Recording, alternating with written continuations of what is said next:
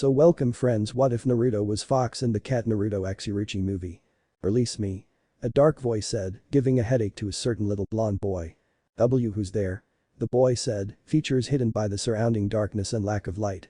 Let me out and I'll give you power. For some reason the boy was greatly scared by the voice, like he knew it had some sort of dark secret. Don't listen him young one, another voice spoke, this one male and deep, yet he knew that he was safe with this voice. Get out of boy and don't return till you're stronger.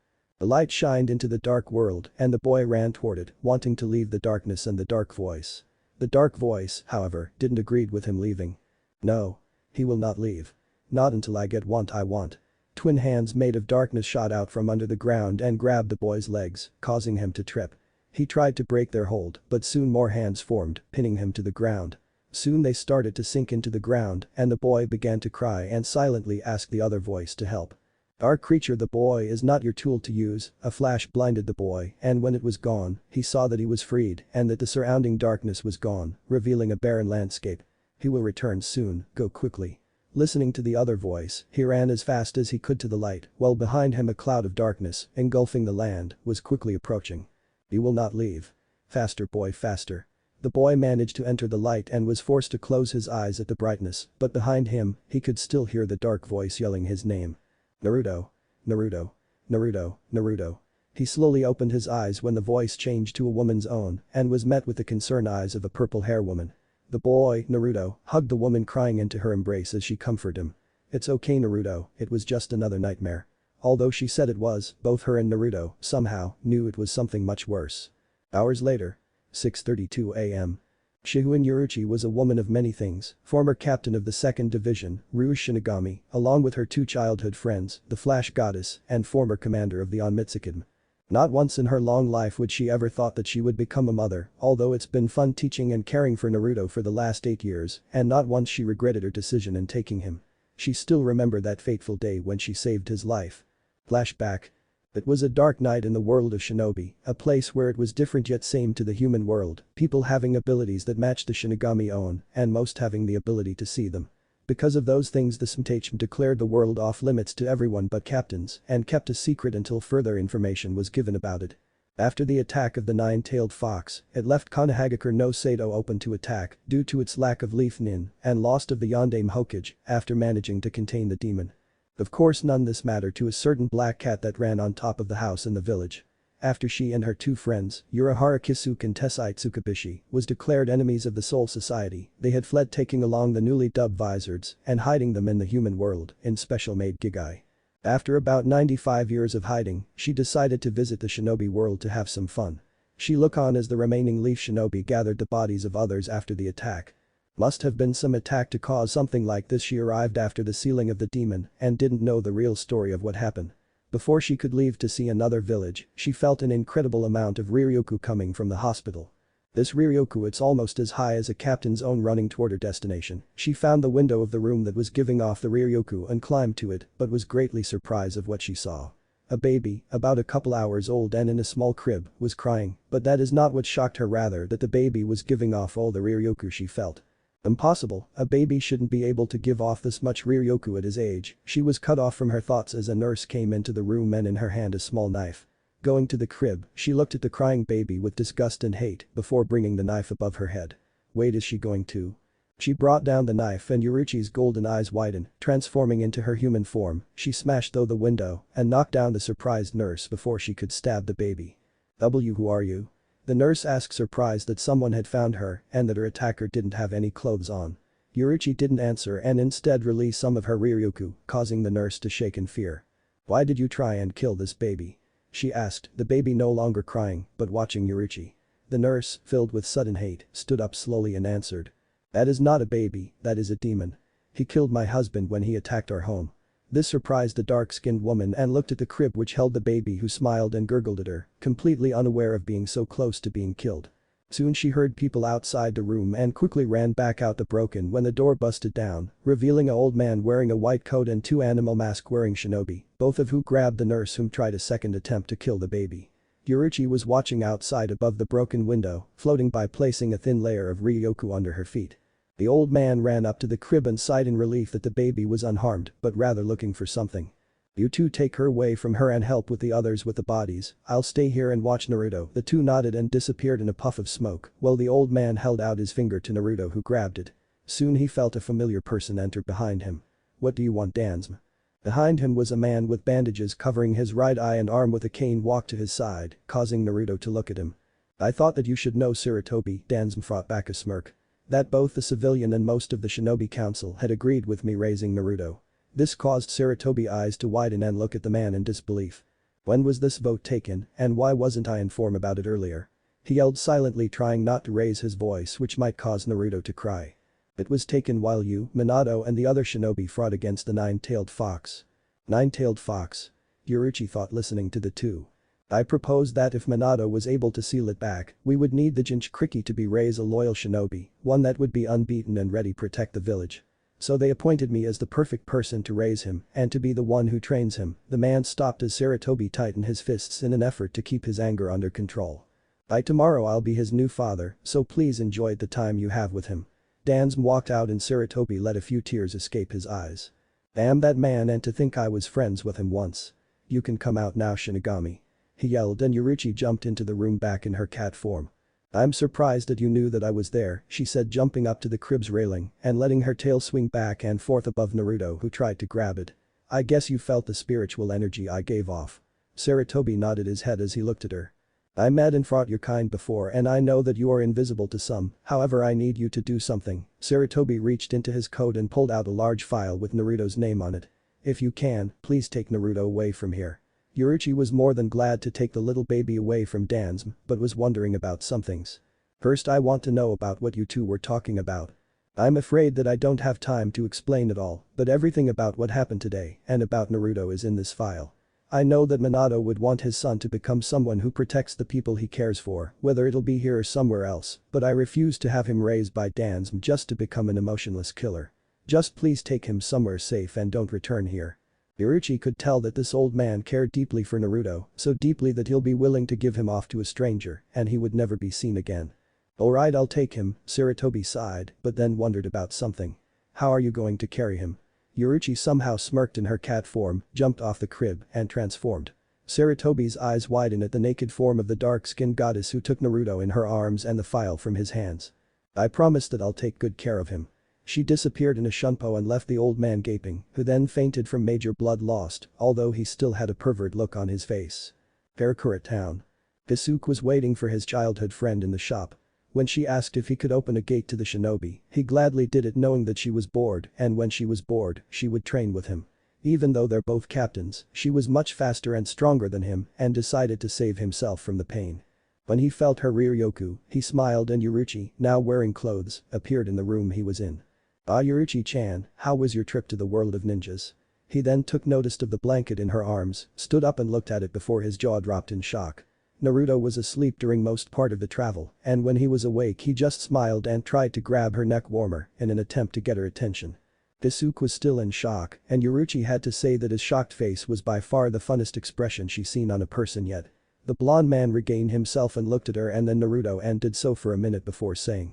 I guess you had too much fun in the shinobi world. Hit crash.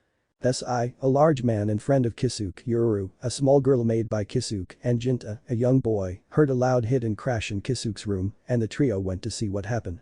What they found was Kisuke now stuck in the wall, and Yoruichi, who had her left hand out, which was in a fist, and her holding a blanket. The three went to see and all of them gained shocked expressions at Naruto. What, how? Jinta had tried to say while Yuru fainted in surprise. Tessai, after he stopped his goldfish looked at Yoruichi, who took out a file. If you're all wondering, this file will explain everything. She had looked at it during the long trip and decided that Naruto's parents, although Naruto he will never get the chance to meet them, were great people giving up their lives to protect him. She wanted to be the same, to raise Naruto like they would have. Then flashback. 8 years, that is how long she and the others had been taking care of Naruto. She sighed as Naruto slept with his head in her lap. She noticed that he would kick every now and then like a small fox, which caused her to smile. She hadn't regretted her decision and will for a long time. She then thought back to his nightmare when he told her about it. That's the 3rd time this month that thing is gaining power, she thought with a frown. What is happening to my little boy? She asked Kisuke about it and said he has 2 theories. 1, the Kyuubi is trying to take control of him, or 2, something else was sealed into him. Even though she told Naruto about his parents, he still considered her as her Oji-san, but was glad to be related to great people. She smiled as she stroked his whisker cheek a bit. 100 years ago, she never considered having kids nor being in a relationship involving kids. But here she is, taking care of Naruto like he is her son, and in some ways they do seem similar. They both love to prank people and love ramen, and she, along with Kisuke and Tessai, teach him so much. She teach him her animal transformation ability, Kisuke teach him about the human world, soul society, and hollows, Tessai helped him whenever he could, and he got along well with Jinta and Yururu. They had many fond memories with each other, like him fighting his first hollow, something she hadn't forgiven Kisuke for yet. Flashback. Naruto, now 5, was fighting his very first hollow. The hollow itself was very weak, humanoid in appearance with skinny arms and legs, a mask that looked similar to the ones people in African would wear, and the hollow heart in its chest. Kisuke decided to train Naruto, and when he said that, Yoruichi had expected for him to train him in his Zanjutsu again, not let him fight his first hollow. Yoruichi had become very overprotective of her son, much like a cat with its kittens, but even she couldn't deny his training, so she began training him in Hakuta and Shunpo, Tessai with Kido and Kisuke in Zanjutsu. However, Kisuke decided, without Yoruichi or Tessai knowing, to take him on his first hollow fight. Naruto had been growing well, with his blonde hair and spikes and his whiskers marks, from which Yoruichi suspects is from the Kyuubi, and he still has his baby features like his chubby cheeks, innocent smile, and blue eyes that always to shine with mischief. Right now he had a few cuts on his body from the hollow, and the hollow had lost one of its arm. To the side, Kisuke watched with a smile on his face. Naruto then disappeared, which caused it to look around before noticing the shadow above it. Looking up, the last thing it saw was Naruto's drop kick, which shattered the mask. Kisuke was impressed by Naruto's Hakuta and Shunpo skills were great, along with his Zanjutsu and Kido. Yeah. Did you see me, Kisuke-kun? I beaten that hollow. Kisuke smiled at his enthusiastic behavior and Shunpo to him. Not bad, Naruto-kun, but you still have a long way to go, for now let's head back. Naruto grabbed his hand and they Shunpo away. Urahara shop. Yoruichi was currently waiting for Kisuke and Naruto to come back. After finding out that Kisuke was not in the underground training, she decided to wait for them to come back. She felt too familiar. Ryuko, and the door opened, revealing the two people in question. Naruto, seeing her, ran to her and hugged her, and she noticed some dry blood. Kisuke was currently sweating bullets, not expecting for her to arrive early. So Naruto, how was your training? She asked as he pulled out of the hug. It was great, okay-san. Kisuke-kun took me out and let me fight my very first hollow. By now Kisuke was sweating buckets and Yoruichi had an enraged look in her golden eyes. Tessai. The large man appeared by her side in a second. Do you mind getting Naruto some ramen? Of course not, Yoruichi-chan, come on Naruto, let's go. Naruto went out with him and left Kisuke with the mad Yoruichi, who was cracking her knuckles. Then flashback. He still have pains from the beating I gave him. She thought happily with a smile. Then there was the time when he used his first Shunpo to escape taking a bath. Flashback. Naruto. Come out wherever you are. Yoruichi yelled as she, Kisuke, and Tessai looked for Naruto, who was hiding from taking a bath. Currently they were checking the underground training room, since it's the largest place for him to hide in. Yoruichi, with her cat-like hearing, heard giggling behind a large boulder and Shunpo on top of it. There hid a 6-year-old Naruto who was covered in mud and dirt. Naruto up at the amused face of his Oji-san and tried to escape again, only to be caught by her hug. Come on Naruto, it's bath time. Naruto struggled in her hug as she walked over to Tessai and Kisuke, both of them was watching the duo with smiles. Then something unexpected happened. The moment she placed him the ground to help him climb the ladder, he disappeared in a Shunpo. This shocked the three adults as they looked around for him again. Then flashback. While she catch up to him easy, he did gave her two friends a run for their money. She yawned and seeing how that she ain't moving anytime soon, she decided to catch up on much needed sleep that she lost from following a orange hair boy all day. Closing her eyes, she was unaware of the faint glowing seal that was on Naruto's stomach. As Ichigo walked to Urahara's shop, he couldn't help but feel nervous. He didn't stand a chance against that vice captain before, hell he couldn't even land on him when he called his Zanpakuto name. Kisuke even said that the chances, even with his training, he might not make it back home alive. He shook his head, no, he can't be scared, beside Rukia saved his family life before by giving her powers to him, and now it was time to return the favor. When he made it to Urahara's shop he saw that not just Kisuke was there but Chad as well. Chad, what are you doing here? Ichigo asked as Chad stood up. Rukia saved me, Chad said. I'm going too. What, you didn't hear? Ichigo heard a voice behind him and looked to see Ishida. Ishida? No way will I remain defeated by those soul reapers. I'm going as well. Now we're all here. Once again he turned to see Orihime. Please look after me. She said while bowing. Huh? Hey. What's going on?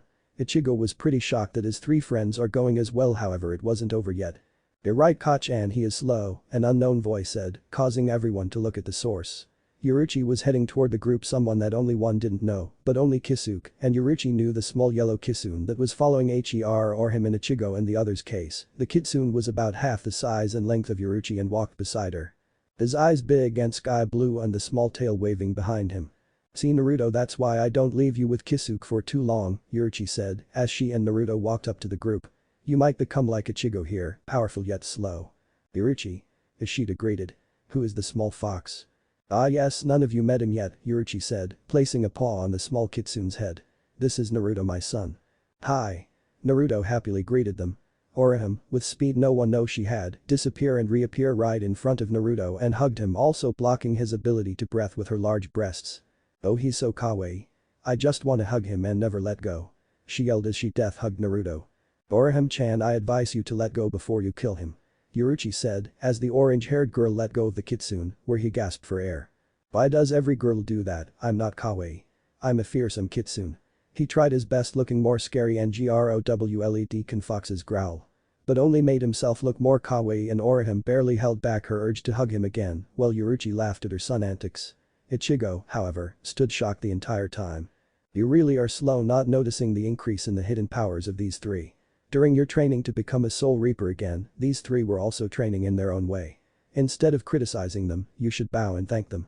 And I bet you're all wondering why Naruto is going. She said, once again placing her paw on Naruto's head. Well, I promise him a trip to the Soul Society on his last birthday. I want to see all the new people I can prank. Ichigo looked at the two talking animals in shock before yelling. The cat and kitsune just spoke. And how can a cat be related to a kitsune anyway? This is his first time meeting you two, Kacchan? Naruto asked, looking at her. Yes, I guess Kisuke never mentioned me while you were training him. She looked at the store owner. I thought I did, guess he forgot while trying to stay alive, Kisuke said. Anyway, enough talking, it's time for us to go. He led the group into the shop and closed the door behind them. Underground training room. Wow, all this space under one little shop, it's so cool. Orihime admired the surroundings, which caused Tessai to thank her and made tears fall from his face. Kisuke called everyone attention by clapping loudly. Okay everyone, here we go. He snapped his fingers and appeared a white gate. Behold the Sinkamen, the gate that will lead you to the Soul Society. Now I want you all to listen very carefully, but first, he appeared behind Ichigo and pushed him out of his body.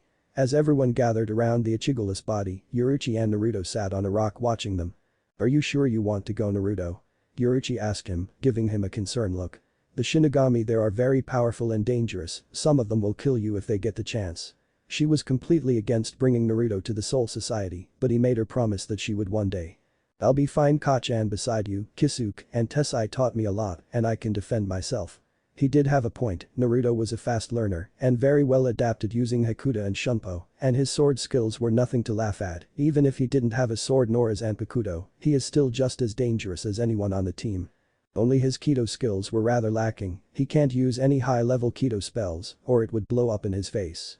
But he can still perform good binding spells. Just remember, stay by my side the entire trip, and if we somehow get separated, stay in your kitsune form. You're less likely to get in trouble in this form than your human form. Alright, Kacchan. They both jumped off the rock as Kisuke finished explaining about the 4-minute time limit they have and what would happen if they don't cross over in time. What do we do? Orihime asked. Go forward, Yoruichi said, getting everyone to look at them. I told you that the heart and soul are connected. The important thing is what you feel in your heart and the will to move it forward. I will be your guide, but I will only guide those who can follow me. For a second, no one said anything, then Ichigo stepped forward. Are you done talking yet? He said. Why do you think we're here? So you understand if you fail, you cannot return home. Ichigo nodded his head, as did his three friends as well. A bright light got their attention and they looked at the gate which Kisuke and Tessai were now opening. Okay, on the count of 3, run though, everyone tensed as the gate glowed brighter. 1. Rukia saved my family. Ichigo thought with a determined look. 2. She helped my brother find peace. Orihime thought with a graceful look. 3. She saved my life. Chad thought, one eye showing a determined fire. Oh. I refused to take my defeat, laying down. Ishida had a look of revenge in his eyes. They all ran though the gate as it opened and a bright light engulfed them. When it was gone, only Tessai and Kisuke remained, who stood up and tried to touch the gate, only to receive a shock from it. I'm counting on you, Ichigo. In the world between the living and soul society. Ichigo and the gang were currently running for their lives from a dark purple wall that was chasing them. What is happening? We just got here and the place is already collapsing. Ichigo said, looking at the purple wall. If you have time to talk and look back, you have time to run, Yoruichi said as she ran beside Naruto who was keeping pace with her. Just don't let the walls touch you, otherwise it's all over. A large section of the wall came crashing down that managed to grab Ishida's cape and began pulling him back. Ichigo turned around and was about to use his Zanpakuto to cut it, but Yoruichi stopped him. Wait Ichigo. If you use your Zanpakuto you'll be caught in the current as well. Chad ran behind Ishida, grabbed his cape and ripped it off. Thanks, huh? Ishida was surprised as Chad grabbed him and threw him on his shoulder and began to run. Hey. Put me down, I can run on my own. He stopped complaining as he saw something coming from behind the wall. What's that? A dark object that looks similar to a train came crashing through the wall and began to chase them now. It's the cleaner, it comes once a week and it had to be today. Yoruichi said while Naruto looked at it. As he did he could help but be remembered of the nightmares he had, the two voices. That's when it happened. Set me free. Naruto cried out in pain as he suddenly felt a massive headache, causing him to fall over in pain. Naruto. Everyone yelled. Yoruichi ran to him and used her mouth to pick him up by the scruff of his neck. Think how lioness carry their cubs, right before the cleaner touched him. Is he alright? Orihime asked as Yoruichi caught up to them, carrying the small kitsune in her mouth. I'm not sure but first let's get out of here. She managed to say. They saw the way into the Soul Society and picked up pace. It's no use, it's too fast. Ishida said as the cleaner got faster while Orihime turned toward the wall and said. Inijiku. Bagan. Lily. Satan Kessin. I reject. A triangular wall appeared in front of her and blocked the cleaner, also causing a large explosion which pushed them all through the gate. Soul Society. In a peaceful little town, a door opened up and shot out the gang.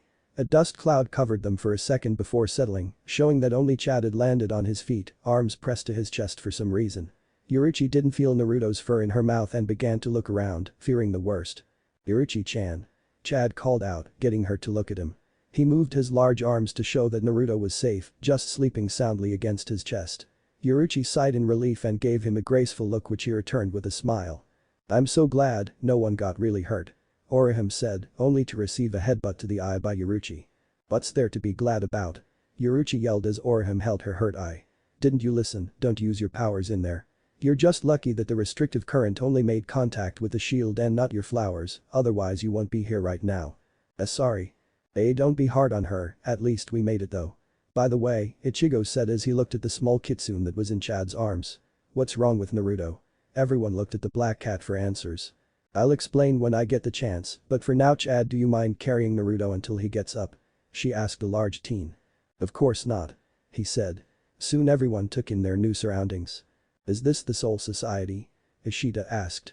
Yes, this is the Rukan district, the drifting spirit town. This is where new souls begin when they first arrive here and is on the perimeter of the Seireitei where the Soul Reapers stay. It's the poorest district but the one with the most freedom and largest number of souls out of all the others. However, despite that not a single soul was in sight. But where is everyone? Ishida asked again as Ichigo looked to the side, noticing a difference. Hey, why is it so different over there? He asked. That is, she was cut off as Ichigo suddenly exclaimed. I got it. That's where all the Soul Reapers stay at, the whatever. He ran forward, surprising the cat. Ubaka. Get back here before you die. Ichigo looked back just as a large wall slammed into the front of him, blinding Ivan with a dust cloud. When it cleared, the way was now with something massive. It's been a while since someone tried getting into the Seireitei gate without a travel permit. Ichigo looked up to see an extremely large muscular man who had his hair is tied into a ponytail, which extends down his waist. He has long sideburns, which continue down onto his neck and long enough to be tied up in small ponytail-like tufts. He is wearing armor on his left shoulder upper arm and a red hat with tassels. The left side of his chest is left exposed by his uniform. You're a rare guest, kid. Seireitei. Within the wall, several Shinigami looked at the gate. Those Ryoka really managed to break into the Soul Society, one said. At least they landed on the other side, so we don't need to take care of them. Especially since the one guarding that gate, another said with the numbers 69 tattooed on his cheek. Is Jidanbo. Other side of wall. The giant slammed down his axe right in front of Ichigo. He laughed as he stared down at Ichigo. Now try to come at me from any side, kid. So huge. Orihime said as they stared at the man, if you can call him that. He's way too huge to be human, just who or what is he? Ishida asked. His name is Jidanbo, he's one of the 4 best picked to guard the gates that lead to the Seireitei. The gate we're trying to cross is the White Road Gate. Bait. Does that mean we have to beat him? Yes, and it won't be easy, since the 300 years he'd been on duty guarding the gate, not a single soul had been able to break into the White Road Gate. He is legendary for his power and strength. So how do we beat someone like that? First we come up with a plan to take him down with, hey Ichigo. She was surprised again as Chad gently put Naruto onto the ground and ran forward with Orihime. Get back here. Both of you. Jidanbo saw the both of them coming and cut his axe into the ground behind Ichigo and moved it to the left. That made an effective makeshift wall, blocking the 2 path. I don't like people with those kinds of manners, I guess you're country bumpkins. Now listen up, we have rules in the city, first wash your hands before you enter it. 2, don't eat food that fallen on the food. And 3, when you fight, it's one-on-one. This surprised the 2, now knowing that they can't help Ichigo. I'll fight you all once I'm done with my first opponent, which is the candy-haired kid. He turned his back to them while Chad began making a plan to break and surprise the giant. What? The 2 looked at the man as he turned his head toward them. Are you still planning something? He has pretty good ears. Orihime commented, to which Chad agreed with. Oh Orihime, Chad. They heard Ichigo call from the other side. Ichigo, are you alright? Orihime yelled back. Yes, I'm still kicking, but you 2 just stay back. Huh? They said in unison. Don't worry, I'll be fine. Ishida ran up to the wall and yelled. No, I refuse. Our time is limited, instead of fighting him solo, let us come over and help you. That way we can take him down faster and get going. Oh, you're there too, Ishida. The Quincy blushed in embarrassment and yelled back. Quit asking stupid questions. Within Naruto's mind. While all of that was happening, Naruto, still in kitsune form, was back in his mind, only this time the darkness wasn't there nor the barren land. Instead, a large grassland expanding as far as he could see, and he was underneath a large tree, covering him with shade. Nice to see you're back, Naruto heard a voice, it was close yet distant like the wind. Who there? He asked. I'm not surprised that you don't know me, however, you'll meet me soon, but that is not why I called you here. The land around Naruto began to wither and die. He knows you're here now, I don't have much time. Listen, when you encounter him, you must be prepared to fight to the end. He'll use anything to his advantage to win. So be ready for anything. The dying lands began to break apart as the wind began to roar loudly. Wait, who's he? Naruto yelled over the roaring winds as he held onto the tree which was pulled out of the ground by the winds. The voice said nothing before saying. You learn in time, young one, but be prepared to fight him when you do. The tree got ripped out of the ground and sent Naruto flying, but a flash of light blinded him, and before he knew it, he was gone. The land settled down as the land began to fix itself as 2 voices began to speak. Why do you try to protect him? He'll need my powers sooner or later. The dark voice said. Because if he solely relies on your power, he'll be consumed by it. He needs my powers as well. Still, it's his choice to pick, but the question is, will be able to control one of us? Or all 3? Soul Society. Naruto awoke to the sound of clashing and was met by his Kachan golden eyes. Naruto, are you alright? Yeah, Kachan, but where's everyone? Yoruichi pointed to the makeshift wall as Jidanbo kept hitting someone while counting, or tried to 10. Who is that? Naruto said, getting back onto his 4 feet. That is Jidanbo, the gate guardian, and right now Ichigo is fighting him. It's time for the finisher. Jidanbo yelled as he swung the axe to the side and hit Ichigo, also taking out the wall he made, and made a large mark on the gate behind him. Jidanbo looked shocked at something as he said, what? The last of the wall crumbled to reveal Ichigo had blocked the giant's axe and had not even a scratch on him. Are you finished yet? He said, swing his Zanpakuto to the front of him. Then it's my turn. Everyone was surprised by the outcome of what happened. Wow, he doesn't even have a scratch on him from all those attacks. Naruto said in awe. I guess Kisu training did well for him. Yoruichi said, impressed by Ichigo's power. I'm not done yet. Jidanbo reached into his uniform and pulled out a second axe. As he raised them above his head, he called on his Riryoku, causing him armor to break apart. Now it's time for my final lethal attack. Banzai Jidanbo Mitsuri. He swung both axes down at Ichigo, who only said. Sorry, but I'm going to break those axes. He hit the axes with his Zanpakuto, causing 2 effects. 1, the axes shattered, and 2, he somehow caused an explosion with Orihime blocked against, shielding her, Uryu and Chad. When it cleared, Jidanbo fell back against the gate in shock. What did Ichigo do? He sent that giant back easily. Uryu said in a surprised, shocked tone. Jidanbo blinked at what happened before getting up and laughing. I bet you thought I went flying, that can never happen. I faked that, you country bumpkins. Now I shall defeat you with my axes, huh? He finally noticed that his axes were broken and did something unexpected. First he was shocked into silence and then he started to cry, really loud. "My axes are broken." He yelled while pounding on the ground, causing everyone in the ground to shake as he did. "Akachi-an, are all Shinigami here like this?" Naruto asked, feeling a sweat drop at the back of his head as he watched the scene before him. "I really don't know, Naruto," Yoruichi said, feeling a sweat drop as well. "But if they are, I guess a lot changed when I last came here." Chad, Orihime and Ishida watched as well. "Well, he crying, now what?" Ishida said, a sweat drop falling. "His voice sounds like a siren." Orihime randomly said. Hey, sorry for breaking your axes," Ichigo apologized as he rubbed the back of his head. "I didn't need to break them, how bad of me." Jidanbo crying slowed down as he replied, "No. Why, you're not bad. We're enemies but you are concerned about me." He suddenly grabbed Ichigo with his large hands. "You have a big heart. Well, if you see someone crying, you should at least try to comfort them. And look at me, crying over my axes like when a kid's favorite toy breaks," Jidanbo said as he stood up. "I'm a loser," throwing his arms into the air, he went on with his rambling. "A complete loss, as a warrior, as a man. I completely lost." He looks down at Ichigo. "It's been a while since I became the guardian of the White Road Gate, I never lost once. You are the first person to defeat me in combat." Jidanbo wiped away some of his tears. "Pass. I, Jidanbo, give you permission to go though the White Gate Road." Ichigo was still a little surprised at Jidanbo act, but his mind caught up to the last thing he said. "Why, yeah. So we can all pass now?" Ishida said. "Yes, I lost to your leader, which means all of you can go. I have no right to stop you." Ichigo is our leader. No way. Why are you so upset? Your name is Ichigo?" Jidanbo said, looking at the group. "That's cute." This got Naruto, who was now sitting on Orihime's head, to laugh loud enough for Ichigo to hear. "Shut up, Naruto. Besides, Ichi means one and Go stands for protect. It's not cute, but if you want to see something cute here."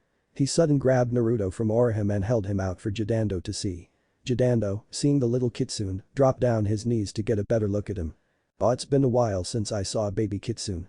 He used his pointer to scratch Naruto's little head and despite its size, it was gentle. However, Naruto didn't like being called cute. "Let me go, Ichigo." He bit Ichigo's hands, but his small teeth couldn't really do nothing to his hands. "Besides, remember our mission." "Oh yay, sorry." Ichigo put down Naruto, who went back to Orihime's head. Jidanbo then got in and placed a hand on the gate. "I don't know why you are all going though this gate, but on the other side, the Shinigami are strong." "I know that," Ichigo said with a smirk.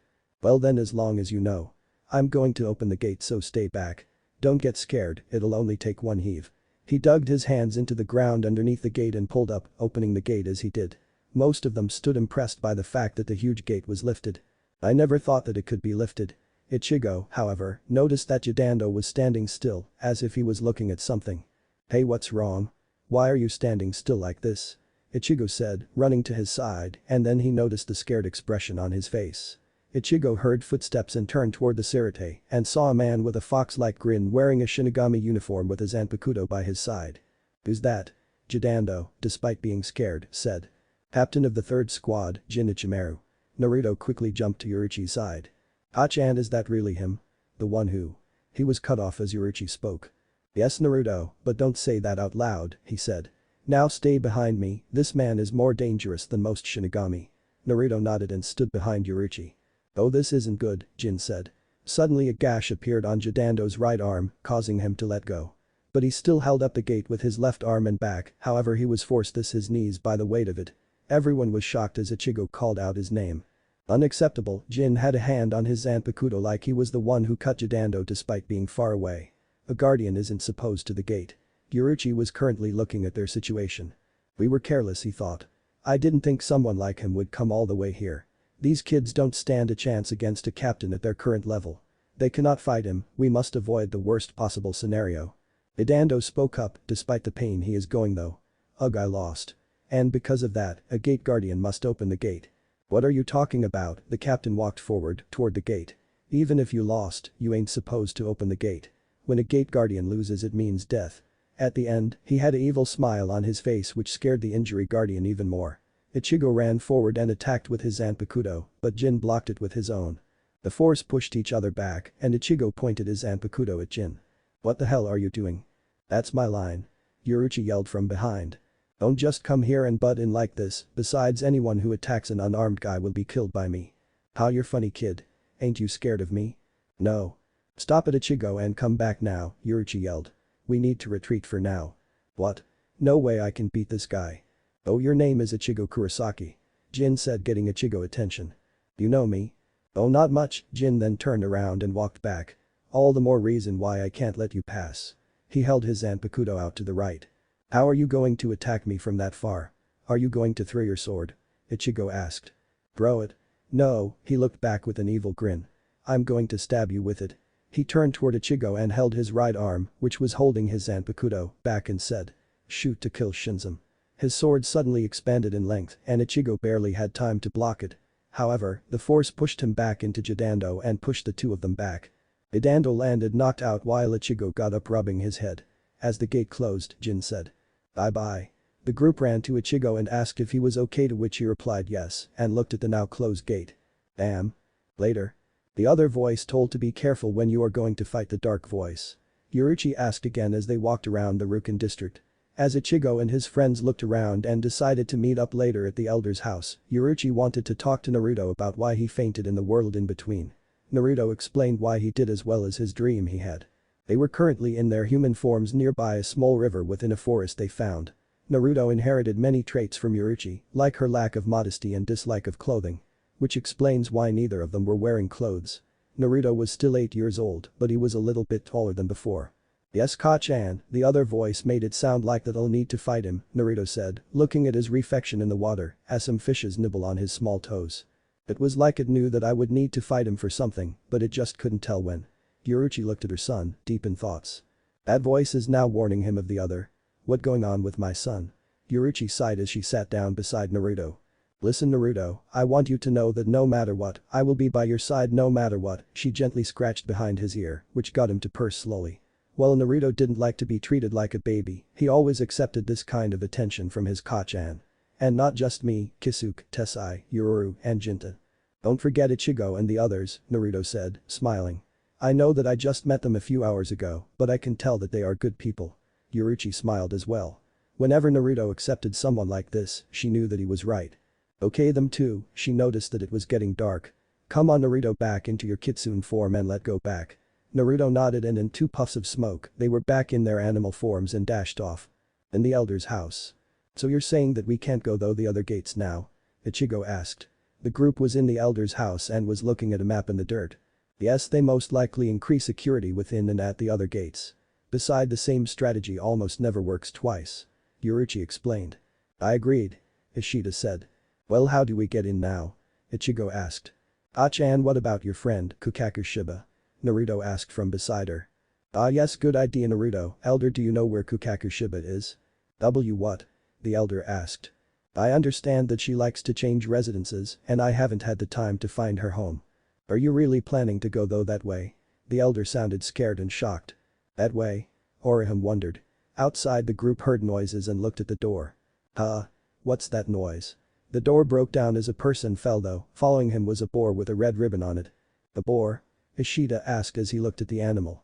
Damn, that the 5th time this week Bonnie threw me off. The man dusted himself off and gave a 2-finger salute to the elder.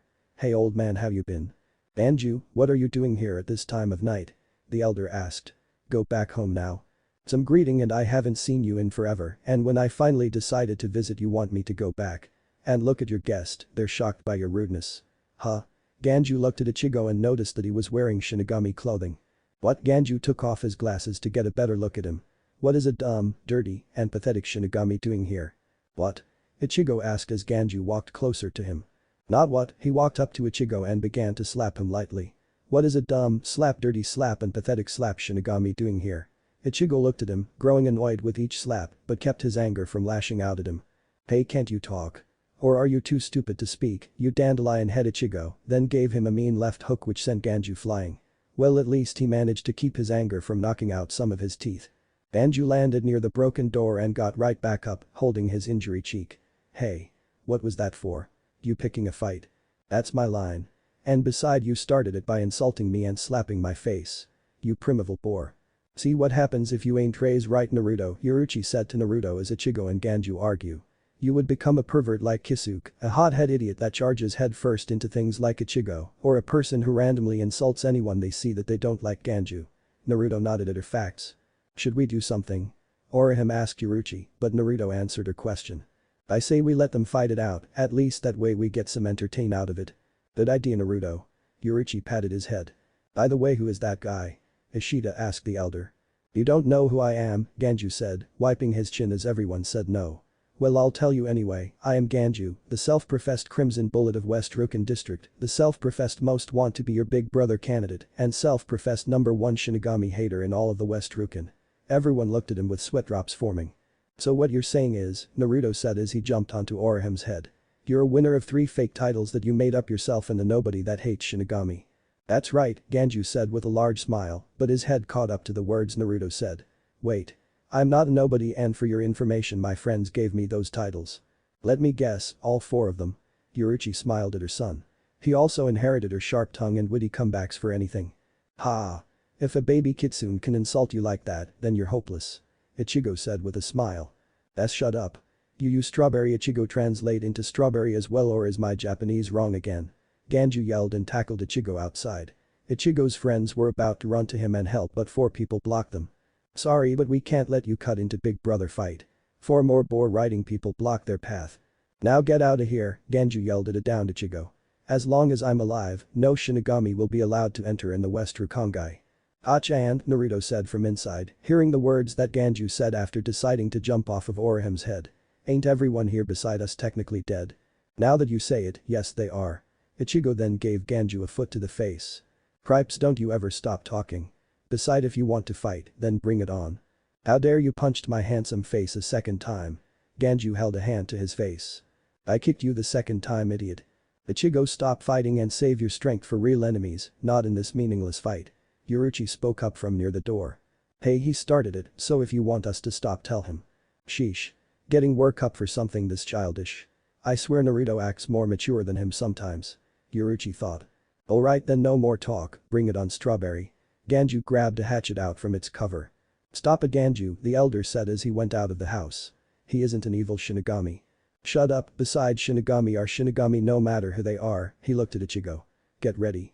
He ran forward toward Ichigo, who was weaponless. This isn't good, he doesn't have his Zanpakuto. Ishida said, but Chad ran past him and hurled said item at Ichigo, who caught it.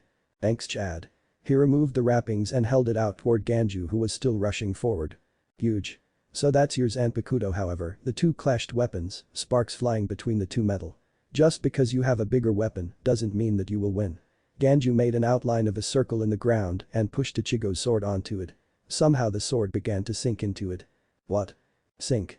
The sword was engulfed by the now quicksand ground and Ganju kicked Ichigo away from it. Why, you cheater, using weird tricks. Ganju brought down his hatchet onto Ichigo, who blocked it by catching Ganju's wrist and countered with a punch to the face. Ganju recoiled and held his face.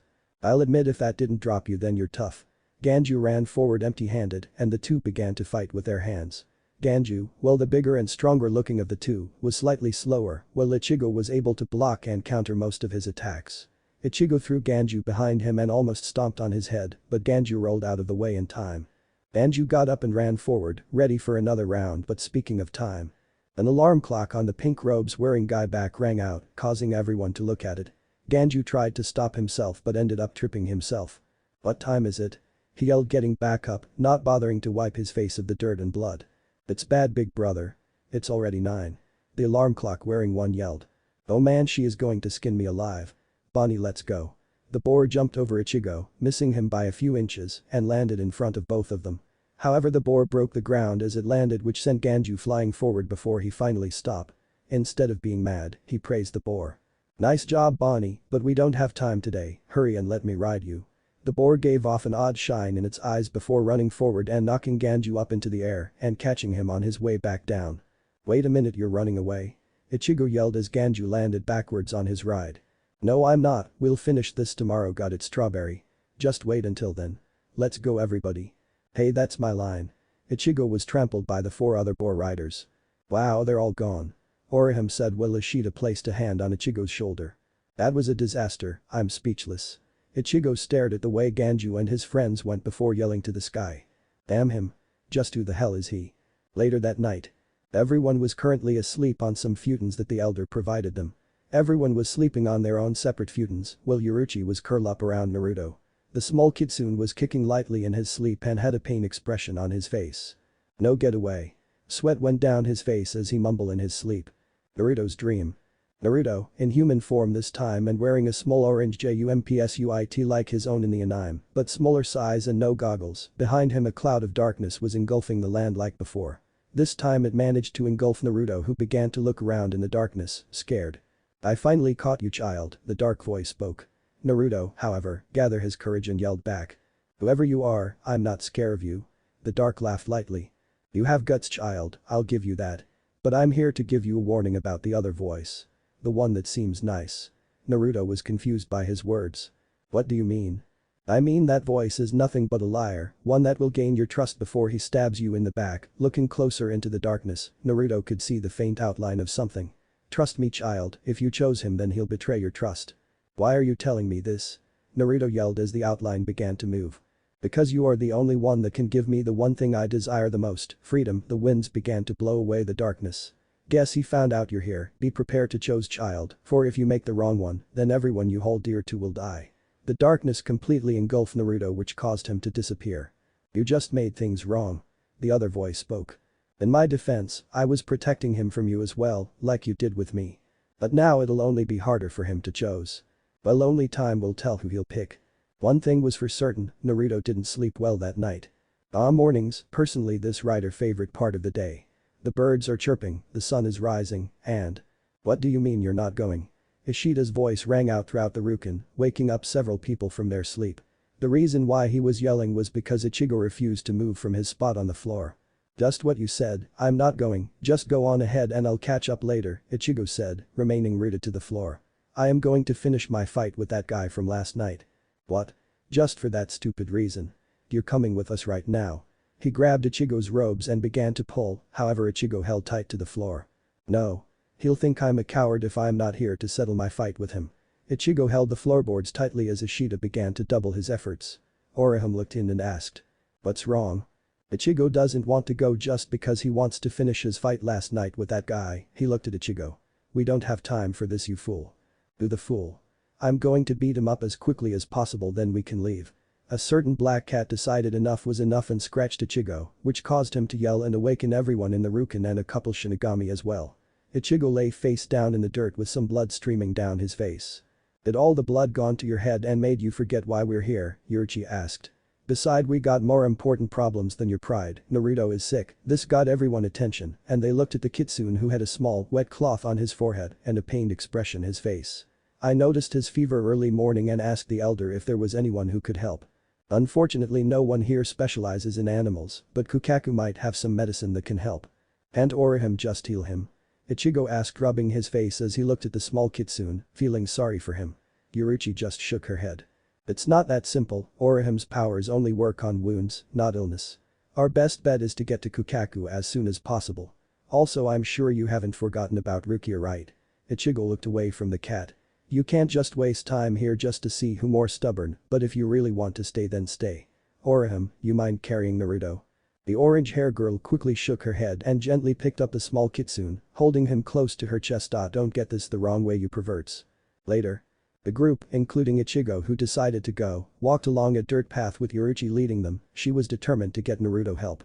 "Hey, we're at the edge of the village, are you sure this is the right way?" Ichigo asked, stopping along with Orihime and Chad. "Yes, according to the map the elder gave us, it should be this way," Ishida responded, pulling out a map. "But if you're complaining so much then you take the lead." "I'm not complaining. Kukaku probably wants to keep his identity a secret," Orihime said, still holding Naruto who was sleeping a bit more peaceful than before. "Quite the opposite, it's just that Kukaku's nature and personal preference." Yoruichi went forward, causing the group to follow. "Don't worry, even though this person moves a lot the overall theme of the house stays the same. You'll be able to know it the moment you see it." The group stopped on a small hill overlooking an odd house. There it is." The group looked at the house that had a huge chimney behind it and two human arms holding up a banner. The group looked at the house with different reactions. "Come on, no time to waste."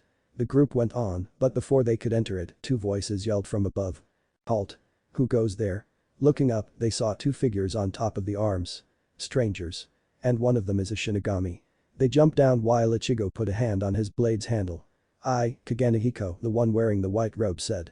"And Shuriganehiko," the yellow robe wearing one continue. "Will not allow you to pass." They finished together. "Great, more gatekeepers." The Soul Society is becoming a real pain. Ichigo said while the two noticed someone near his feet. Yoruichi-sama. They yelled in unison. Inside. And there we go, this should help the little kitsune, Shiriganihiko said as he held up a small spoon of green liquid medicine. The group was currently in a room under the house where they sat side by side, while Yoruichi sat beside Naruto who was awake a little. Come on little guy, just drink this and you'll feel better. He held the spoon for Naruto who sniffed it before turning his head away, not liking the smell of it. Yoruichi sighed. Naruto always hated medicine. She got closer to him and said, Naruto, I know you don't like it, but you'll have to drink it to get better. The kitsune looked at his Kachan for a moment before sighing mentally, knowing he can never win in an argument against her. He turned toward the spoon and drank the entire thing, fighting against an urge to vomit it out. After he finished it all, he felt the fever going away and began to feel much better but also tired. A side effect of the medicine, Yoruichi-sama, he'll feel a little tired after he drinks it, but he should wake up soon. Shiriganihiko said as Naruto went back to sleep. It's alright, he needs his rest anyway. She said. The door behind Shiriganihiko began to knock. Hi. Kukaku-sama will see you know.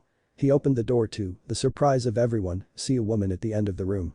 She has green eyes and was wearing bandages over her long messy black hair that parts down in half at the small of her back. She had a white skirt and provocative red robe, exposing her ample bosom. She was missing her right arm and has a tattoo on her left arm. She had bandages around her right shoulder and both ankles. She also has wooden sandals and a cloak. Ah, it's been a while, Yoruichi.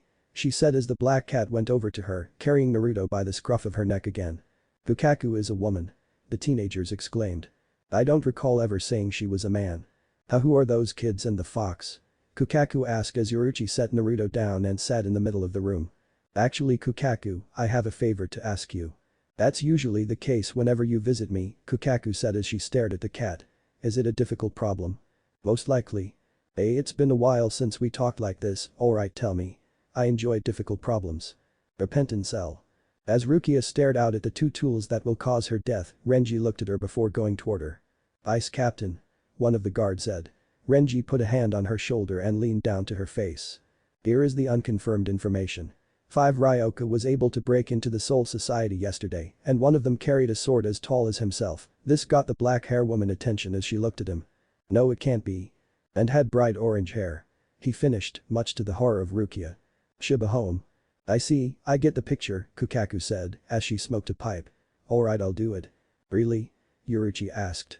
Hi, if that dumb genius is involved, I can't refuse even if I could. She paused as Shiriganihiko brought a mug of beer. I don't know much American drink so yay, setting down her pipe, she picked up the mug. However, well I trust you, I don't trust these kids by the way you still didn't explain who the fox is. Said Fox was sleeping beside Yoruichi. Very well, this is Naruto. She paused as Kukaku took a drink of her beer. My son. Kukaku's eyes widened in shock at that information, she spat out her beer and began to cough furiously. Of course her spit take managed to douse everyone in front of her and caused Naruto to wake up. Ah-chan, where are we and why am I wet? He asked noticing his wet fur. Yoruichi coughed. Can I speak to you and your son privately? Kukaku said, standing up and going toward and opening another door. Yoruichi nodded and motioned Naruto to follow her. As the two went into another room, Kukaku looked at the teens and said, I want you guys to meet my kid brother, he'll be following you all into the Seireitei. He's a bit of a pain though. Entering the room and closing the door, she heard a muffled sound from the other side. Alright talk, she said as the two transformed into their human forms to wipe themselves of the beer. How'd you get a son? Minutes later. Wow, that's interesting. Kukaku said with Naruto in her lap, reading a small book about a hero slaying huge beasts to revive the one he loves. Naruto was wearing some of Ganju's old kid clothes, so he had a white and green robe on him. Although it was still a couple sizes too big since the bottom went past his legs and the sleeve completely covered his short arms. Yoruichi was wearing her usual attire just without the neckwarmer. Yoruichi knew her friend deserved to know about Naruto, so she told her most about Naruto, leaving out certain parts for his sake. Yes, my little kitsune is pretty tough for someone his age. Yoruichi said, messing with Naruto's hair. And I'll admit he is pretty cute, Kukaku smiled and pinched one of his baby fat cheeks, which caused Naruto to try and get away. Although I never took you for the motherly sort, what happened to the old saying if you have kids, your fun is over? I guess I was wrong, Yoruichi said, rubbing the back of her head. Taking care of Naruto been much more fun than I expected, hell he even picked up a few of my traits. I can tell, the trio turned toward the sound of fighting and yelling in the other room where they left the teens. Geez, what the heck is going on in there? Taking Naruto off her lap, Kukaku got up to open the door but was stopped by Yoruichi. Hang on, let me and Naruto transform back. Kukaku smirked. I see they don't know that you're a woman, right? Yoruichi nodded and gently took the small book from Naruto, to which he pouted. "Ah-chan, I was reading," he said, face in a cute little pout. "I know, but time to change back."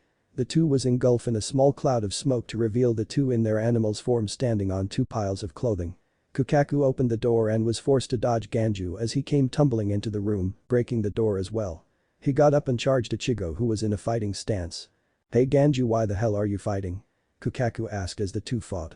"Ah-chan, it's that weirdo from last night," Naruto said, jumping onto Kukaku's shoulder, who scratched behind his ear. "You already met Ganju?" "Yes, and it was rather odd." The two males duked it out, throwing and receiving punches and kicks. However, it went over the line when Kukaku's pipe, which she left on the pillows, was stepped on and broken into two. "Alright, that's enough." Naruto, sensing danger, jumped off her shoulder and she gathered some Reiatsu into her left fist and slammed it into the ground, causing an explosion. Luckily, everyone but Ichigo, Ganju and Shiraganahiko managed to get out in time. "I can see why she always moves around Kachan," Naruto said from Chad's shoulder, eyes wide. "Me too." Chad agreed with the small kitsune. "Extreme makeover," Orihime randomly said. Inside. "What the heck is wrong with you bakas?" Kukaku yelled at the two downed males. "Both of you fighting the moment you saw each other, and look at what you did, you destroyed my house." The remaining of Ichigo's friends looked inside to see Kukaku stomping on her brother as he tried to explain. "But sis." A foot to the face cut him off. "No excuses," she twisted her foot a little and looked at the teens. "Any complaints?" "No," they said in unison while Naruto jumped off of Chad's shoulder and got closer to Ichigo. "Hey Strawberry, you still alive?" He tapped his small paw against Ichigo's face. "My name is not Strawberry, you dumb kitsune." He groaned, only to be picked up by the hair by Kukaku, who had a mean look on her face. "First off, you insult Naruto, you insult me, got it?" She growled as Ichigo began to sweat nervously. "Second, this is my house, if you don't like the way how things are run here, then you're more than welcome to leave. Now say sorry." Sorry Naruto," Ichigo said. "Good." She dropped him back down and took the small kitsune into her arms. Ichigo curled over to Ganju, who had a footprint on his cheek. "Your sister is scary." "Tell me about it." Ganju grumbled. "Alright, everyone up." Kukaku ordered, to which everyone got up. "Shiraganahiko, go outside and start the preparations." He nodded and ran outside. "Everyone else, be quiet and follow me." Underground. Everyone was currently walking though a long hallway that was lighted somehow without the use of generators. "How is there lights here if we're underground and no generator?" Ishida asked. "I keep a special plant in the cracks of the walls that is able to glow brightly," Kukaku said, still holding on to Naruto in her arms. "Is the plant only found in the Soul Society?" She ignored him and stopped in front of large metal door. "Okay Ganju, open it." Ganju quickly do as he was told and opened the door, revealing the chimney they saw outside. "I'll be shooting you all into Seireitei with this," Kukaku said. Naruto was looking at the giant chimney in awe. "From the sky." "The sky?" Ishida and Ichigo exclaimed. "My name is Kukaku Shiba and I'm the best pyrotechnic in all of Soul Society." She gave a thumbs up with her left arm. "Cool title," Naruto said, getting a pat from Kukaku. Days later, I decided to skip the other parts due to two things. One, I think it's a little boring, and two, I'm typing this at school right now and got a test in 10 minutes. Listen, once we're in the Seireitei we all need to stay together. Yoruichi said, her tail still bent from an incident with Ichigo. Of course Naruto thought it was funny looking and played with it a little until he was told to stop. "The moment you encounter any captains, just run and hope they don't chase you. Our mission is to save Rukia and nothing else, and don't take any risks." She looked at Ichigo. "That means you also." Kukaku walked over to them and said. "Hey, I'm about to start the cannon, you all ready?" She got nods from everyone. "Okay, but first," she took out a small necklace that was in the shape of a orange flame out and placed it around Naruto's neck. "Since you're technically my nephew, I want you to have that, but be careful with it, it used to belong to someone very special to me." Ganju took one look at the necklace and his eyes widened. "No way, that's his necklace. And she's just giving it away." "Okay, I promise to take good care of it," Naruto said. Kukaku smiled and went up to the cannon and began to chant. "Now start pouring your Reiatsu into the ball." Everyone, excluding Naruto due to the fact that in his fox form he can only do some low-level binding spells, began to do as they were told. Kukaku was nearing the end of the Kido and took off her bandages around her head, which wrapped around her left arm and was engulfed by flames. She slammed it down and the cannon shot out. "Great job, Kukaku-sama." Her two servants' friends praised her. Kukaku, however, took her sword out of the ground and looked at the sky with a sad look. Be careful Ganju, she then thought of the smile that Naruto gave, causing a tear to go down from her eyes. Just like his smile, so warm and bright at everything she thought with a smile. I still miss you Akihiro. Somewhere in the real world, a black hair man sneezed. Bless you. Someone said that walked past him. Thanks. He rubbed his nose and went back to reading a book about fireworks. Seireitei. Alert. Alert. Someone yelled out, causing all the captains who were in a meeting to look outside along with most of the Shinigamis. Intruders in the Seireitei. Could it be those Ryoku? A man wearing a ear patch and had spiky hair with bells at the end said. All squads get into positions. Every Shinigami began to prepare for an attack, closing the gates and grabbing their weapons.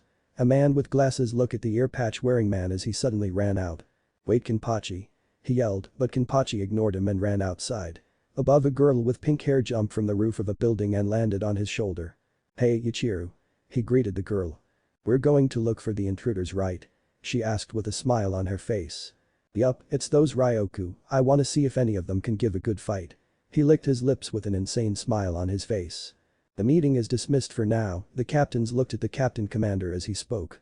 Your actions will be discussed next meeting Ichimaru, but for now return to your squads and prepare for a possible attack. Everyone began to file out of the room while the glasses-wearing man spoke to Jin. It was lucky that the warning came in time. I don't understand what you're trying to say. Jin said, his ever-present grin on his face. You may fool everyone, but you can't fool me. With that the two left leaving a certain confused white-haired captain. Everyone looked at the ball that was trying to break into the Seireitei. Come on break you dumb shield. Kenpachi said with a battle-lust smile on his face, matching the bright smile of his vice-captain. But Ichigo and others. It's no use we don't have enough Reiatsu. Ishida yelled, even with Ichigo's vast amount of Reiatsu, the shield was proving to hold up against them. Suddenly a wave of shock went through the inside of the ball and caused Naruto, who was holding on tightly to Chad's shoulder, to fall off and onto the ball with Yoruichi. The moment he touched it, the ball began to glow a dark purple and made it shot right through the shield. Below. Every Shinigami looked at the ball as it glowed a dark purple and shot right through the shield. However the action wasn't missed by the captain commander, who was looking at the events from the first diversion barracks. That Reiatsu, it seems so familiar.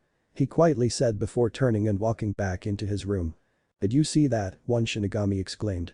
It just broke though the shield like nothing. They looked at it sailed in the sky, a dark purple tail trailing behind it. Above. Everyone held on tightly as they shot forward however the ball cracked and broke after they made it halfway into the Seireitei. Naruto. Yoruichi yelled as she tried to go toward her son who was knocked out, but Chad's large body blocked her way and she was forced to hang on to him. Soon a whirlpool of Reiatsu appeared and began to pull them apart. Everyone grabbed onto someone. Ichigo and Ganju grabbed each other, Chad with Yoruichi and Ishida with Orihime. However the kitsune began to drift away from the group while Orihime tried to reach out and grab him. But he shot out from the whirlpool before she could reach him. No Naruto. Yoruichi was about to jump out with him but was held back by Yoruichi. Yoruichi he'll be fine, if he got us through the shield he can survive the fall. Beside we need someone to guide us. He said, not liking the words one bit but had no choice. Yoruichi looked at him and nodded. Naruto please be alright. Unknown to her the necklace that was around his neck began to glow and turned into a small ball of purple Reiatsu. It went in another direction before landing under a tree and disappear leaving the small kitsune asleep in the shade. As the Shinigami rushed around looking for the intruders, they failed to notice a black cat on top of a building. Time to look for Naruto. Yoruichi thought as she turned and ran in the direction that Naruto fell. But Naruto. Okay I'm separated from my Kachan, have no idea which part of the Seireitei I am in his thoughts was interrupted as his stomach growled. And I'm hungry, but I just ate before we left. Sighing he went on with looking for his Kachan or food whichever came first. However he was stopped as his kitsune nose picked up a certain smell. Is that ramen? He went into a run, following the smell and saw that it led into a large building, of course not that he cared. After walking in and out of several rooms, he finally found what he's been looking for, a nice big hot bowl of ramen on a table. Naruto trained himself to be able to eat ramen even in his kitsune form after betting Kisuke he couldn't, so he just went up to the bowl and began to eat. However he failed to hear the footsteps and voices outside the room he was in. Outside. It's too bad we couldn't get Ukitake's favorite food with all the shops closed. A man with dark hair and a short goatee told the shorter woman next to him. Lucky that I made my homemade ramen for him while you wasted your time. The woman next to him said, smiling which caused the man to get mad. I'm willing to bet that Ukitake will get burnt by it because you made it too hot. He yelled back. At least I made him something and why are you carrying those spices? The man had 2 bottles of spice in his hands which he shook slightly. Because your ramen is too plain tasting, these will give it taste. It's not plain, your taste buds are. She yelled as they got near the door for the Tachem office which she opened. Then they saw something yellow eating Ukitake Tachem's ramen. Ah. Ukitake Tachem ramen. They yelled in unison. Naruto kept eating as the two debate on what to do. What are we going to tell Ukitake Tachem? No doubt that he'll be hungry when he gets back from the meeting, and we can't say that a kitsune just came into the office and ate his food. The man said, dropping the spices. Maybe we can, if we catch it and show him then he'll believe us. The two nodded in agreement and looked at the kitsune who was still eating. Naruto was ignoring them until he heard the catch the kitsune part and prepared to dodge. Now he can't use his shunpo in his kitsune form, nor most of his kido, but he is very small and hard to catch in this form. The man jumped and tried to grab Naruto, but he dashed to the side, allowing the man to fall face first in the still hot soup of the ramen. As he screamed, the woman ran up to him and tried to grab him, but Naruto jumped up and kicked the back of her head as he landed and jumped again, making the woman fall. He ran out of the room with the two close behind him. They ran by several Shinigami which he ran under, and the duo pushed aside anyone not fast enough to dodge them. Don't these two know how to give up? Naruto thought as he turned a corner and ran between another Shinigami legs, however when the two turned the same corner they pulled themselves into a sudden stop. Ukitake Tachem. The two bowed as the man blinked. Hien-chan, Centrum-san, I thought you two were going to wait for me in the office. He asked as the two began to sweat. We were Taicho, but we left to help the division with the trouble after I made you a nice bowl of ramen. But when we returned, we saw that kitsune eating your ramen. The man blinked again. Kitsune. He turned behind him and saw a baby kitsune hiding behind another corner, the small head peeking out looking at them. Odd, not much baby animals can get into the Seireitei, the kitsune must have died young. Poor thing. Smiling, he took out a chocolate bar from his sleeve and torn it open, allowing the smell to blow in the direction of the kitsune. Naruto, catching the smell, looked at the smiling white hair man who was holding a chocolate bar out while on one knee. Naruto can tell that the man didn't give of any ill purpose, so he slowly made his way to him. That's right, I won't hurt you. Ukitake said as the kitsune got closer to him.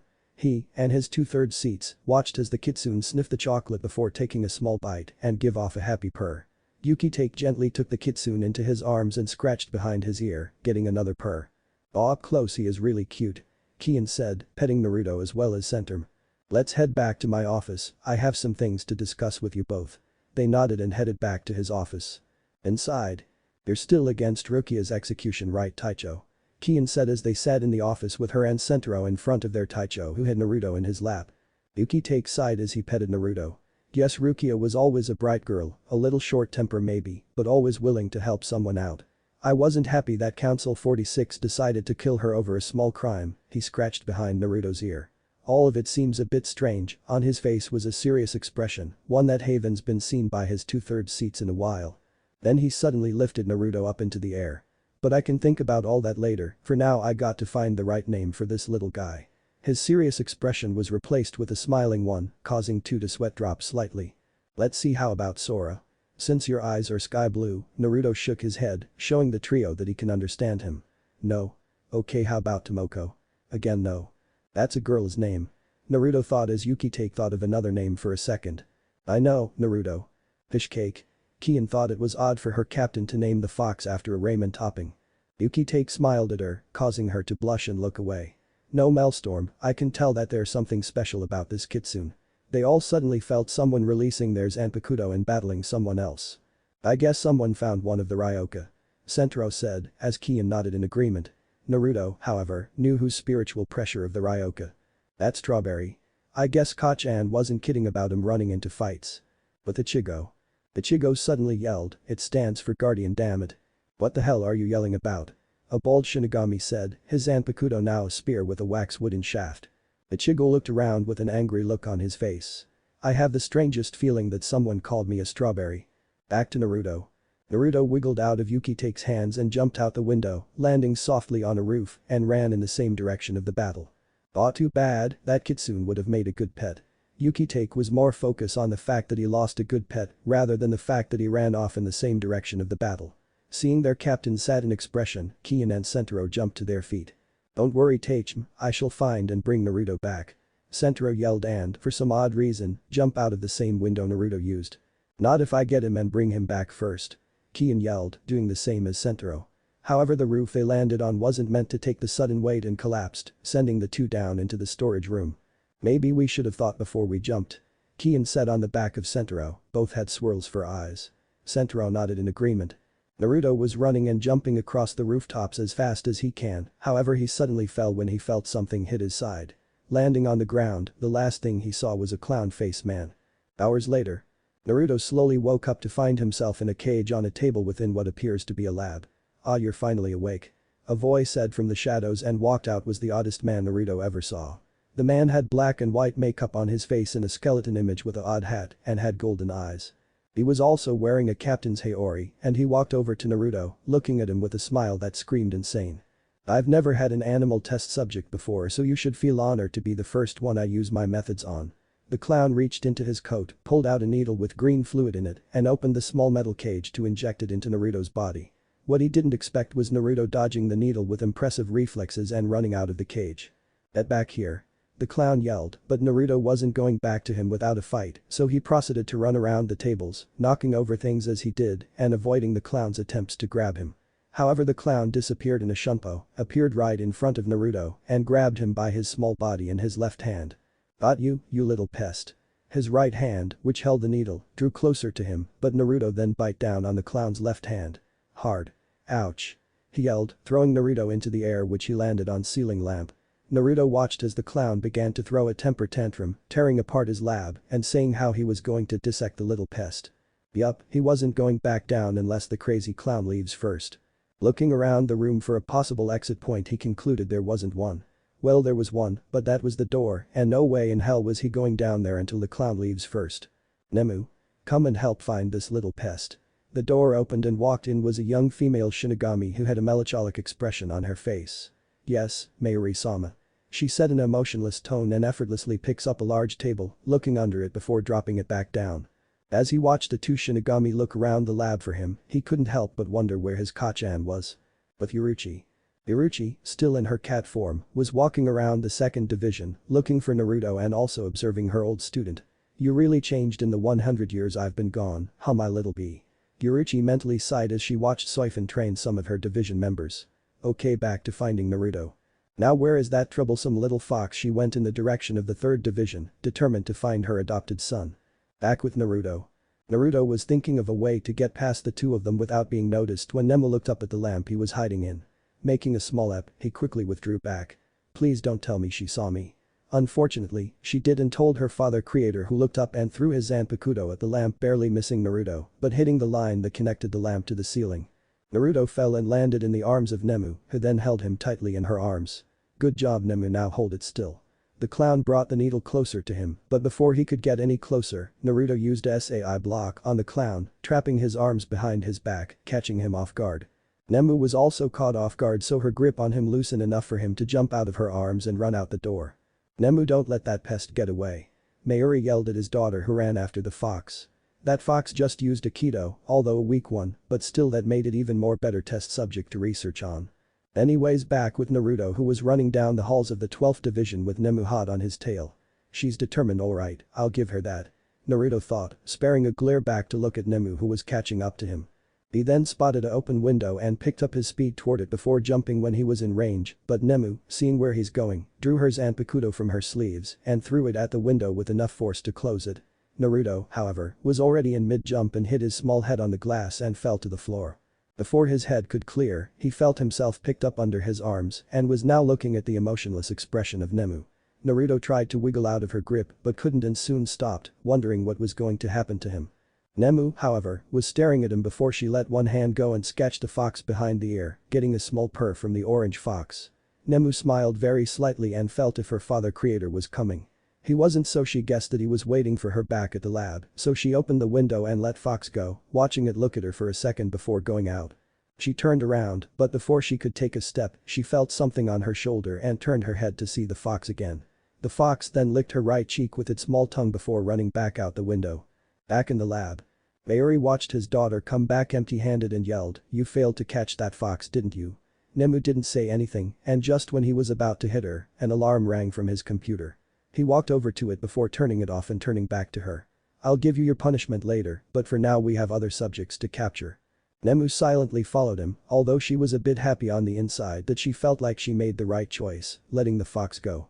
She wondered if she'll see it again. But Naruto. He was running to no specific location in mind, but when he did take notice that it was night now. Soon he ended up what appears to be a training ground with a division barracks nearby. Now after what happened in the last two barracks, he would think to know better than to go into another one, but he was curious as he heard the sounds of laughing. He went through a window and, after a few minutes, found the source of the laughter. Large drunken men was having a party and, for some reason, fighting each other with another they could grab. This is exactly the kind of place that Kachan would never allow me into. Naruto thought as he ducked under a plate. However, he was suddenly picked up from behind and was now staring into the eyes of a pink-haired girl. "Hey. It's a little fox," she said, squeezing him against her while he struggled to get free. However, her exclamation caught the attention of all the men and they looked at the small fox in their lieutenant's arms. "Hey, it is a fox," one said, getting a closer look at Naruto. "You know, I know how to make fox soup," one with blonde hair said with a lick of his lips. That made Naruto freeze in the little girl's arms as all the men looked at him with hungry looks, but he was saved by an unexpected savior. "No way. If any of you tries to eat orange, I'll make you all go through my special training." The little girl finished with a glint in her eyes that made all of them swallow in fear. Later. "Well, this is better than that last division I was in." Naruto was currently playing tag in the training ground with a little girl who said her name was Yuichiro and was now running away from her as she tried to catch him. She then disappeared in a shunpo and managed to tag him on the head. "But you orange. Your turn to catch me," she yelled and was about to run when someone yelled. "Yuichiro, it's time for bed." She and Naruto looked to see a bald man wearing bandages on his body and holding the door open. "Hey," she looked at Naruto with a smile. "Come on orange, let's go." She walked toward the barracks when she saw that her new friend wasn't following. "What's wrong?" Naruto looked at her in slight regret. She was fun, but he still had to find his Kachan. He shook his head as she walked to him. "You have to go?" Yuichiro asked, which Naruto nodded his head. She had a small frown on her face before she smiled. "Alright, but if I see you again, we have to play, okay?" Naruto nodded his head, jumped on her small shoulder, gave her a small lick on the cheek before running off into the darkness, giving her a wave of his tail as he did. Ichigo smiled and waved back. "Bye orange." But Naruto. After a few hours of running around aimlessly, Naruto now found himself nearing another division building feeling tired from today's events. "I'll look for Kachan tomorrow, but for now, I need some place to sleep." Naruto went through another open window and found a small green sofa which he jumped on. He gave off a small cute yawn before curling up and going to sleep. The end. Thanks for watching, also remember to subscribe and like this video. See you in the next video.